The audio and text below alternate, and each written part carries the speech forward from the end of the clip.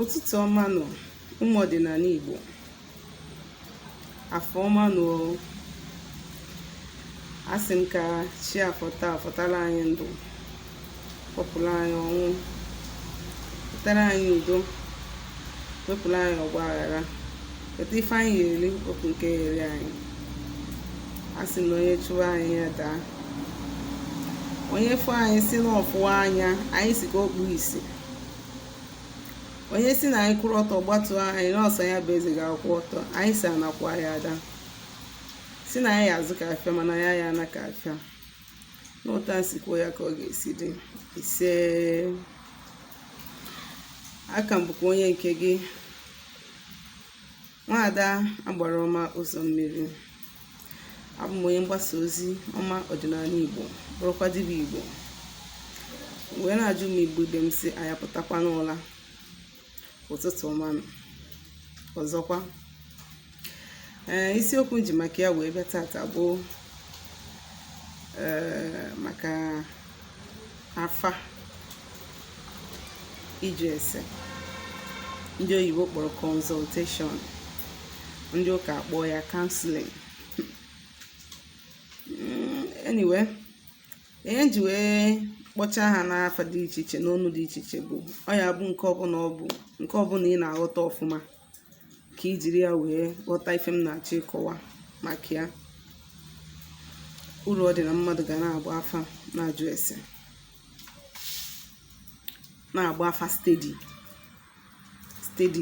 maka gịnị? Mgbe ụfọdụ ọtụtụ ndị na-eche na afa bụ something mmadụ nwere ike ime once in a lifetime. Ị gaba wee na-ajụ ka ị na-aga ụka, ị na-eje counseling once in your life, ọkwa from time to time ị gakwuru onye ihe ụkọchukwu gị maọbụ onye pastọ gị, onye isi nchụaja ebe ị na-ekpere, ị ga-jụ ese ka okpelu gị ekpere, ọkwa ya.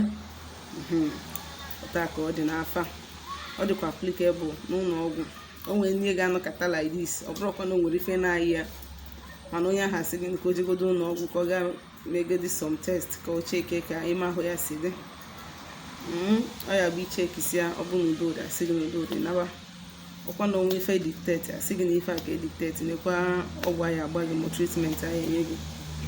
Ụta ka ọ dị n'afa. Ọ dị mkpa bụ na onye ọbụla bụ onye Igbo ga na-aje na-ajụ ese, na-agba afa, gba afa miri emi. Maka na gịnị? Na o nwere ndị na-aga n'ụzọ, a lot of people na-aga n'ụzọ mana ọnwụ dị n'ụzọ ha. Ihe na-agwa gị bụ eziokwu. And nke another thing bụ ịgba afa, ịtara ya mee ife afa si gị mee. Ọ bụgodo na afa si gị iweta ewu, nwunye na onwe mmụọ na-anaghị ewu, nwere obodo ewu, were ọjị yọọ ya, ma were ọkụkọ yọọ ya, si ya biko n'uche gị dịkwa n'ihe ọ nara gị, mana ị nwere ego ya kịta, ị na-enye ya aka ka o sitalụ gị ego. Ife na-eweta ewe mmụọ iwe bụ negligent. Ineglect mmụọ na nwere ife mmụọ mana ọ dịrọ relevant, ụpịawa gị azụ.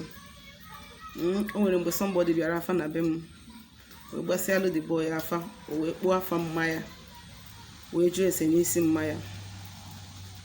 So wee si ya afa wee kwuo sị mmanya chụọ ọrụ aja na aja na be di ya, ya chụpụrụ aja na be di ya aja. Wee sị ya ihe ọbụla ga-ebute ọnwụ ma ọ ga-ebutere ya ihe arịrị ka ha wepụrụ ya. Ngwacha the boy ihe afa kwuru, ọ dị days later the boy na amarọ m ma ọ gwalụ mme ya. So mana ife mma bụ na ọ nazi anagwa m ya ha mee ya nkịta nke echi, nọ ife afa kwuru ka mụnwa kwuru, ọ bụrụ m nwa n'ezi. So the boy na onwe ya wee nazie wee try to take his time. So 3 days later o ji wee bịa n'afa. Nwanne ya nwaanyị nke tọrọ ya wee daa ọya, eburu ya gaa hospital. The next day she died. Ọsọ maka eziri ya aja ya nwa ga-achụ, maka ọ sị na o nwere ego, nwezie ya aja ọ ga-achụ, zie m aja mmanya ga-achụ. O nwere nke ha mee, ha enye nwere m ego ka m rụọ ọrụ ha, ha enwe ego ha ga-eji wee chụọ aja n'aka ha, eji nkwa na ọjị wee kwuo okwu n'ọnọdụ ha. ọ na-aje relax ya. Ị na-eme nwanne nwaanyị nke tọrọ ya ada n'ọya 3 days ọ bịara ihe a nwanne ya ada n'ọya the next ọnwụ nke tọrọ ya. So ịfụ na ọ dị mkpa mmadụ ije n'afa, and ije n'afa fazie egozi, gbaa mbọ ọ bụgodu na ijiri ego ime ya ka o si wee mee, just show godo concern. All concern bụ ihe na-atọ mmụọ ụtọ. Now na gị nwa bụ onye Igbo na-ele m anya, kedu mgbe i jere afa ikpeazụ? Amarakwa na enwere afa dị iche iche a na-agba, ọ bụrụ dibịa niile na-agba afa miri emi. Nke a na-agwa gị bụ eziokwu.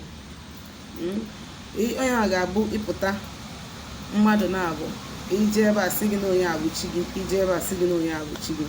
Nke bụ eziokwu na onwe ndị dị ndụ a na-azọ, onwe ndị dị ndụ a na-azọ onye ga-abụchi onye nke a na-azọ. Nwoke onye mgbaala afa nne nne ya na nna nne ya na-azọ onye ga-abụchi. In my own case, my mother so wee zọọ m. Are you getting it?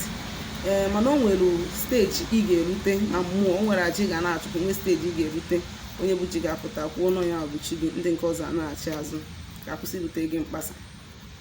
Enwere mpaghara afa dị iche iche onye ị chọrọ ịgba afa miri emi. O nwere afa a na-agba specially for ndụ gị and ife dị n'ụzọ gị. Ya bụ afa ndụ. Enwere afa ngwuru. Afa ngwuru na-ekwu ka ngwurube nna gị si dị, ebe isi wepụta ka o si dị. O nwere abụmọnụ famitalụ as in cause that family butere, maybe na ha megburu mmadụ, ma na ha gburu mmadụ, ma ọ bụ na ha gbakọtara ihe nna nna ha melụ azụ. Nke a bụ afa ngwuru. Enwere afa mmiri. Ife ndị mmiri gị na-ekwu n'isi gị, ma ndị ọgbọ na uke ndị ọgbọ gị ndị si na mmiri ha na-enye gị nsogbu, ọnya bụ afa mmiri. Enwere afa arụsị. Afa arụsị has to do ma mmadụ o nwere arụsị na-anaghị oke, either from be nna gị, be nne gị, ikwu nne gị, ma ikwu nne nna gị, ma ikwu nne nne gị, ma onye gwọrọ ọgwụ wee were alụ wee kpuchie ya na-achụ gị, arụsị wee kpuchie wee na-achụ gị, ma ọ bụ o nwere onye jeje petition n'oge na arụsị without your notice. Nke a ka na-akpọ afa arụsị. Afa niile na-agụrụ gị, ọ bụrụ mmadụ niile na-agbụ ya, ọ bụrụ mmadụ niile na-agbụ ya, ị na-aghọta. Then enwere afa iyi ụwa. Afa iyi ụwa has to do with ihe mmadụ kpebiri ịbịa ụwa. Onwe ndị na-ekpebi si na ha bịa na ha ga-abụ dọkịta, onwe ndị na-ekpebi si na ha bịa na ha ya abụ dibịa, onwe ndị na-ekpebi si na ha bịa na onwere ife ga-eme ha ka tinye aka n'ife ọjọọ. Iyi mmadụ nwụrụ wee bịa ụwa. Ọ dị ka ụta nnọ kịta mụnwa na-ekpebizi na ndụ anọ si na mbịa ụwa na m ga-abịa ụwa nwoke. Ihe aka na-akpọ afọ iyi ụwa. So ihe a niile bụ afa a na-agba agba, ndị ọ bụrụ dibịa niile na-agbụ ya. Ọ bụrụ dibịa niile mmadụ nwere ike ịfụ, dibịa nwere ike ịgba afa afụ na igbu ụchụ, mana o nwere ike ịkọwanwu ihe butere ụchụ ahụ. O nwere ike ịkọwa ma ụchụ mmadụ gbalụ gị, o nwere ike ịkọwanwu ma ụchụ ibute site n'arụ imelụ, o nwere ike ikwu ma ụchụ ibute site n'ihe dị na ngwurube nna gị emetụrụ, mana ife ọma bụ ụchụ. Anyị ma na ụdị ụchụ ahụ nwere ike ọsa ya in a common way, ọma lụọ ọrụ imechakwa na-afụkwa ụchụ n'ụzọ gị. So ọ bụrụ mmadụ niile na-agba family emi. Enwere afa agụ. Nke a dịrị onwe ya iche. Afa agụ dịrị onwe ya iche. Afa agụ bụ afa chi. Ịgba afa onye nọrọ mmadụ ụwa, nọọ okeke nọ gị, ma okorie nọ gị, ma oke afọ nọ gị, ma oke nkwọ nọ gị. Onye bụ afa agụ. So ọ dị mkpa na onye Igbo ọbụla ga na-ajụ ese, and ọ bụrụkwa na ịgba afa once relax ya. Ọ bụ na ịgba afa lụọ ọrụ, jegodo ebe ọzọ bụ afa again, jụọ ma ọrụ ahụ alụrụ gị ebe ahụ ọ ga-alụ. Maka na onye lụrụ gị ọrụ ahụ isi ya cheke ya sị gị na ọ ga-alụ. Ịha secret ka m na-enye unu Igbo. Maka gịnị? Abịarọ m to deceive our people. I want our people to come back. As in, achọ m ka ndị be anyị na-achịta azụ n'eziokwu. Ọ bụrụ ka eme. No, ọ bụgodoro ofu ka imelu, ofu ahụ ime imetakwala ya mma. ọ bụrụ ịbụọ ka imere ịbụ ahụ imere imetakwara ya mma, ọ bụrụ na ya emego from 1 to 5. Ị na-alụ ị na-ajụ ese, maka na ọtụtụ ndị mmadụ ịpụta ha sị gị ya na ya ji wee kpọtuo chi ya, ka eke ya kpọtụ chi ya last 2 weeks, kpọtuo chi ya last month, ka ezikisi wee sị ya na chi ya pụtakwazi n'afa. Nke bụ eziokwu bụ na onye na-enye chi ya nri every month adọrọ too much. Ịghọtago? And ọzọ dịka ibe ya bụ, ọ bụrụ na Okeke bụ chi gị na-eje enye Mgbeke nri, ịfụrụ na ide so dị normal line ikwesị ka iso, so onye bụ chi gị ga na-agbakwa gị ụgwọ, maka na ọ bụrụ onye bụ chi gị ka ị na-enye ihe. Anyị nwa bụ ndị nwaanyị, bụ ndị eze nwaanyị, ọ bụrụ chi niile ka anyị na-enye nri, ka akwụsị deceive gị. Ọ bụrụ na m nwa na onwe m na mmadụ chọọ ka mkpọtụrụ ya chi ya wee gwa afọ wee fụ na chi ya ahụ bụ onye chiri echichi na ndụ ya, nwoke chiri echichi, mmanye onye ahụ nri. Ihe m na-agwa gị bụ ihe na-eme na sometimes ọrụ unu na-alụ ada aga. Mmanye nwuchi gị nri ma ọ bụ na chi gị bụ onye chiri echichi. Kedu ife m ga-eme? Ife m ga-eme bụ gịnị? Is either, in fact, ife m ga-eme bụ gịnị? I will pass it to my husband, maka na nwoke bụkwara dibịa. Ọkpọtụ olu gị chi gị nye gị nri, maka na nwaanyị adanye nwaanyị ụta nnọ nka na-afụ nsọ. Mmanyenwu ndị ichie nri ha nabata ya despite the fact na abụghị eze nwaanyị. Onye bụ ihe ịnụ ndị Igbo tụrụ asị na o nwere ebe a ga-etigide mmọnwụ ruo nwaanyị a na-achị azụ. O nwere steji, o nwere ihe nwaanyị na-alụ n'ụlọ a, nwee ihe nwaanyị na-ada alụ. Olesizi ma nwaanyị ahụ ọ kwụsị ịfụ nsọ ya, then ịma na some of these things ọ ga na-eme ya. Mana ọ bụrụ na nwaanyị ka nọ n'ọgbụgba, chi gị bụrụ onye ichie, olesi ma na chi gị bụ just ordinary man during his lifetime, mana chi gị bụ nwaanyị, mana ọ bụ na chi gị bụ onye chiri echichi, chiri ọzọ, ma ọ na onye jidere nnukwu ọfọ mgbe ọ dị ndụ, nwaanyị ya nri ọmanga.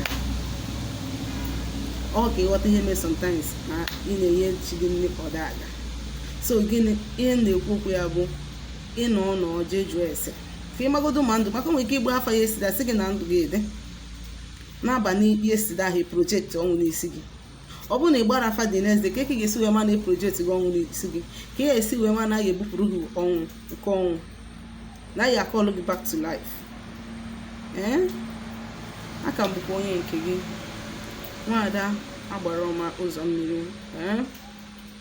Ọ bụrụ na o nwere ife na-agbagwoju gị anya gbasara ihe nkụzi taa, ma ihe ndị na-akụzi na mbụ, ma ihe ọbụla gbasara ọdịnala Igbo ị chọrọ ịjụ ajụjụ, ma na ịchọ ka agbalụ gị afa, ma na ịchọ ka alụ ọlụ gị ọlụ, biko dere m meseji na my WhatsApp nọmba na 070-373-11663. Ngwa ka emesịanụ.